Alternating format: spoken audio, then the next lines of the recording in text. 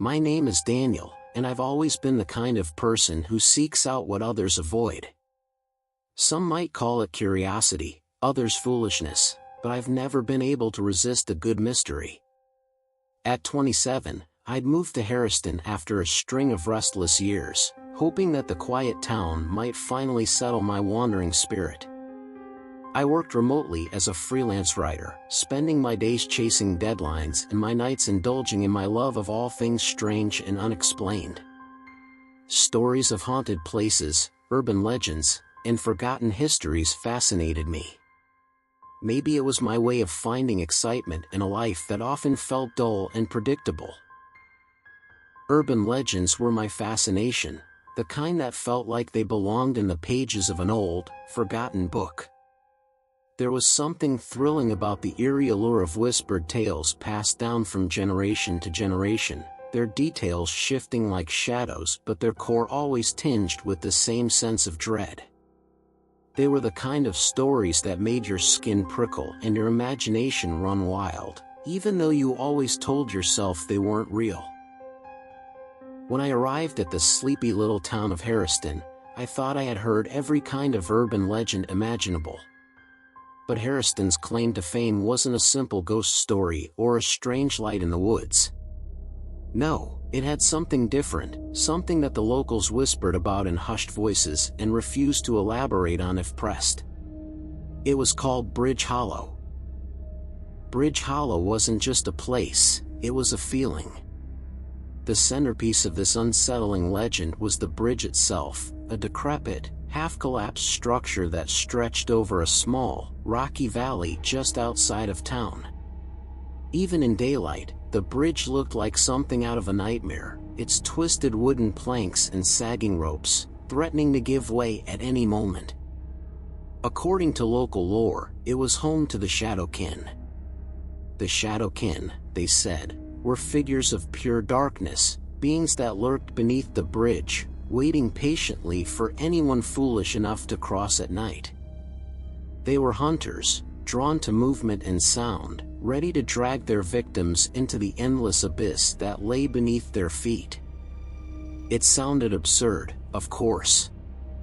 A story concocted to keep children from wandering too far into the woods or tempting fate in a place that was clearly dangerous. Still, there was something about the way the townsfolk avoided the area that unsettled me. They wouldn't even joke about the bridge. If someone mentioned it, others would glance nervously out the window or make the sign of the cross. Don't cross the bridge at night. Don't stop walking, no matter what you hear. That was all it took to plant the seed in my mind. As the days passed, the story of the cursed bridge became an itch I couldn't scratch. I thought it would be a nice research, a chance to write something truly captivating, a story that might finally land me a steady gig with a big publication. But deep down, I knew the truth. I wanted to feel the thrill, the pulse-pounding excitement, of stepping into the unknown. Naturally, I couldn't resist. Curiosity is a strange and stubborn thing.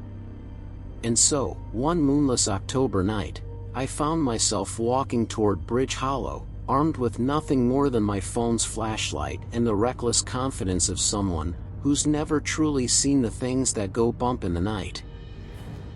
The closer I got, the quieter the world became. The usual nighttime symphony of chirping crickets and rustling leaves seemed to fade. When the bridge finally came into view, I almost turned back. It stood in the distance like a bony hand stretched over the gorge, its wooden beams old, warped, and cracked. The soft glow of my flashlight barely cut through the thick darkness, but it was enough to illuminate the faint, jagged outline of the path ahead. I thought to myself, it was just a story, just an old bridge in the middle of nowhere. But as I stepped onto the first plank and heard it groan under my weight, I couldn't shake the feeling that something was watching me. The bridge stood ahead, its sharp shape outlined against the pitch-black sky. Even from a distance, it looked Wrong, its warped beams and tangled ropes felt out of place, as though they belonged to a nightmare rather than the real world. My breath came in shallow bursts as I stepped onto the weathered planks, each creak beneath my feet unnaturally loud in the oppressive silence. My flashlight's beam was pitiful against the darkness, barely illuminating the twisted woods beneath my feet and the claw-like branches above. The wind had stopped, leaving the air heavy. I strained my ears, trying to catch any sound beyond my own footsteps. Then, faint and fleeting, I thought I heard a whisper. I quickened my pace, heart pounding harder with each step. But as I reached the midpoint of the bridge, I froze.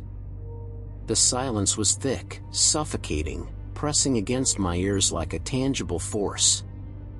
My own breathing felt deafening in comparison, and I found myself holding it, desperate not to disturb the fragile stillness. Then, I heard it again. Whispers.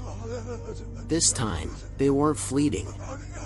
They were closer, clearer, and more insistent.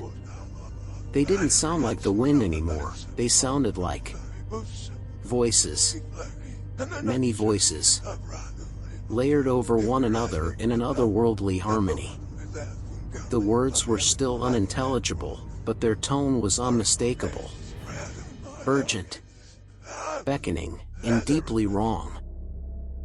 That's when I saw it. At the edge of my vision, something moved. A shadow, darker than the surrounding night, rippled against the black expanse of the forest.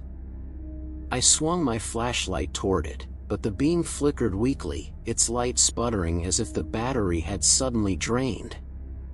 My pulse raced as I scanned the bridge and the woods beyond, catching glimpses of movement that vanished the moment my light touched them.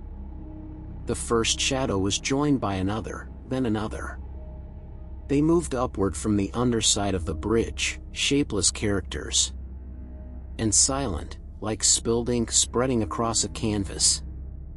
They moved unnaturally, their forms flickering and distorting as though they existed in a place just out of sync with this one.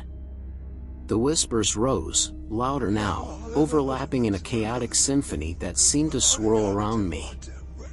My flashlight flickered again, and in brief moments, I thought I saw them closer. Shadows taking form, human but not, twisting, as if they were struggling to escape the darkness itself. I stepped back instinctively, the planks groaning beneath me. The shadows didn't stop their approach. They seemed to float toward me, drawn by my presence, their edges rippling like smoke. As I swung the flashlight wildly, its beam barely holding them at bay, I realized the truth. These weren't just tricks of the light or my imagination. The Shadowkin were real. I ran, adrenaline surging through my veins like fire, my footsteps hammering against the rotting wood. Each step sent planks groaning and splintering under my weight, but I didn't dare slow down. The whispers that had once been faint and haunting were now a deafening cacophony, a chorus of disembodied voices screaming, begging, and laughing wildly. My chest burned as I struggled to breathe, panic clawing at my throat. Suddenly, my foot slipped through a jagged gap in the decaying wood. As I ran, I lost my balance and fell forward, my knee hitting the broken edge of the wood. Pain shot through me, sharp and blinding, but it was nothing compared to the terror that seized me when I felt it. A cold, slick pressure curling around my ankle. Looking down, my blood ran cold. A tendril of pure darkness, like a living shadow, coiled around my leg. It wasn't solid, yet it held me with an impossible strength. Its touch was freezing, numbing my skin where it clung. The voices seemed to roar in triumph, and I could feel myself being pulled, dragged backward toward the gaping void beneath the bridge. I screamed, my voice joining the symphony of madness that surrounded me. Desperation took hold, and I kicked with all the strength I could muster. My free leg lashed out wildly, and by some miracle, the shadow tendril loosened its grip. With a desperate pull, I broke free, ignoring the sharp pain in my ankle, as I scrambled to crawl toward the other side of the bridge. Every muscle in my body screamed in protest, but I didn't stop until my hands touched solid ground. My knees hit the dirt, and I collapsed in a heap, gasping for air. My entire body trembled, and my vision blurred with tears of terror and relief. For a moment, I lay there, clutching the earth beneath me as though it could anchor me to reality. But then, against my better judgment, I looked back. The shadows had retreated, slinking back beneath the bridge like oil seeping into cracks. The bridge itself was eerily still, as though nothing had happened. But there, at its edge, a figure remained. It stood tall and unnaturally still, its form cloaked in shadows so dense they seemed to swallow the faint light around them. Its face, or what should have been a face, was an empty void, except for two burning, glowing eyes that pierced through the darkness. The figure didn't move, didn't make a sound. It simply stared at me, unblinking, unrelenting. Then, slowly, it raised an arm, its hand extending toward me. At first, I thought it was waving. But as it held its position, I realized it was pointing directly at me. The instant its gaze and gesture aligned, I felt it. A cold, sharp jolt of something unnatural shot through my chest, as though an icy hand had gripped my heart. My breath hitched, and for a moment, it felt like the world around me was tilting. I clutched at my chest, desperate to shake the sensation, but it lingered. A promise, a warning, or perhaps a claim. The figure didn't follow me, but as I turned and stumbled away, I knew it wasn't over. It had marked me.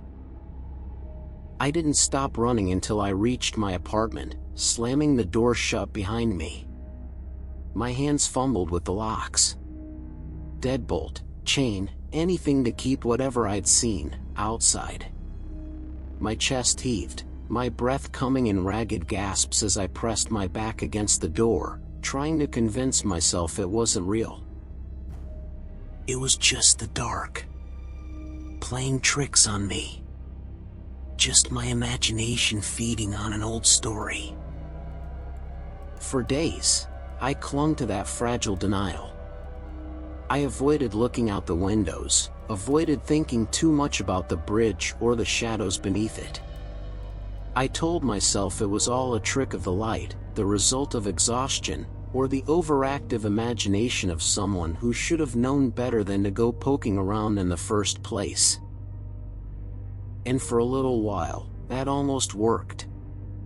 But no matter how much I tried to convince myself it wasn't real, the dark, bruise-like mark on my ankle, a perfect imprint of clawed fingers, told me otherwise. And then, the dreams started. Every night, they came. Dark, suffocating dreams that left me drenched in sweat and gasping for air. I'd wake up with the vivid memory of shadowy figures surrounding my bed, standing perfectly still, unbearably close.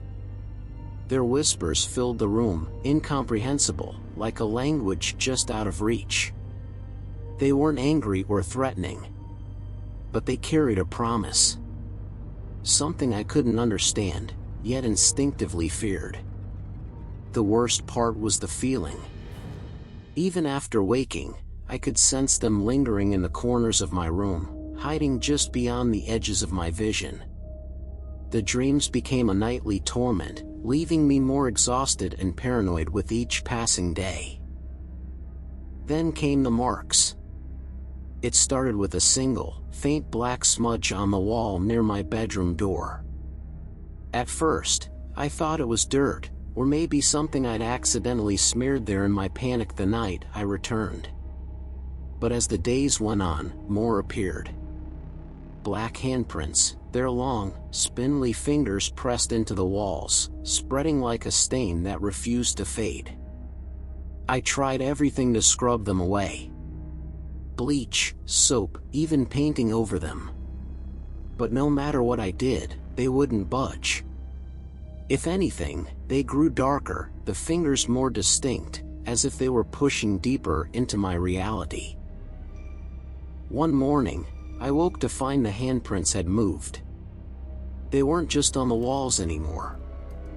They were on the ceiling, the floor, the furniture. Surrounding me. Encasing me. And then I looked at my wrists. My heart sank. Faint, but unmistakable. Dark, shadowy prints circled my wrists like shackles.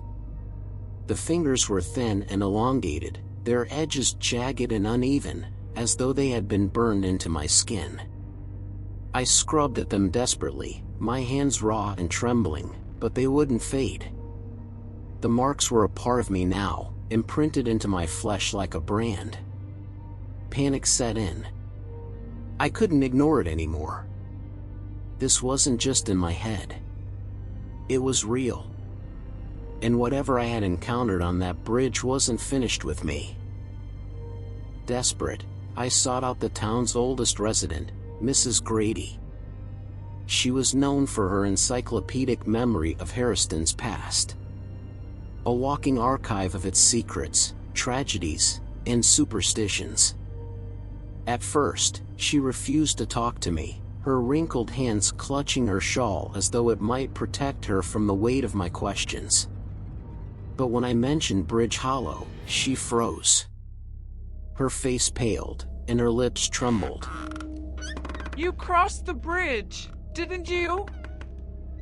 She finally whispered, her voice barely audible over the creak of her rocking chair.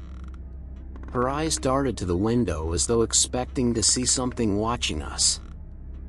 You let them see you. As she spoke, her voice steadied despite the tears in her eyes. Her words cut into me like splinters. She explained that the Shadowkin weren't just myths. They were patient hunters, drawn to those who dared to cross their domain. Once they marked you, she said, they never stopped. They'd wait, circling like vultures, until the perfect moment to pull you into their eternal darkness. I refused to believe her. I tried to reason with her. It's just a story, I said, but my voice sounded hollow even to me. That's when she grabbed my arm, her nails digging into my skin with surprising strength. Her eyes locked onto mine, sharp and terrified. It's not a legend, boy. It's a warning. They've already claimed you. You just don't know it yet. Her words haunted me as I returned to my apartment. But that night, the marks spread. The faint, shadowy impressions on my wrists began to climb, winding their way up my arms, wrapping around my neck, and crawling across my face. I watched, helplessly in the bathroom mirror, as they darkened, twisting into grotesque shapes, like living chains binding me to something I couldn't escape. The whispers grew louder, no longer confined to my dreams. They invaded my every thought, murmuring in a language I couldn't understand, but that filled me with a cold, paralyzing dread. Worse still, when I stared into the mirror, I realized something was horribly wrong. My reflection didn't look like me anymore. My eyes, once familiar, were now hollow, faintly glowing with an unnatural light. They stared back at me as though they belonged to someone, or something else. Now, I write this as a final plea. A warning to anyone foolish enough to be tempted by Bridge Hollow's cursed allure. Whatever you've heard, whatever thrill you seek, it's not worth it. My hands shake as I type this, the marks on my skin twisting and pulsing, almost alive. I can feel them now, right behind me. Their cold breath brushes against the back of my neck, and their whispers are no longer distant. They're here. I'll turn around soon. I have no choice. I'm losing sense of my body as I feel the darkness consuming me, my body dissolving into shadow, my thoughts fading, until I'm no longer myself. Just another whisper in the endless void. I'm one of them now. Another shadow to join them under the bridge, waiting for another soul to come by at night. They've come to take me home.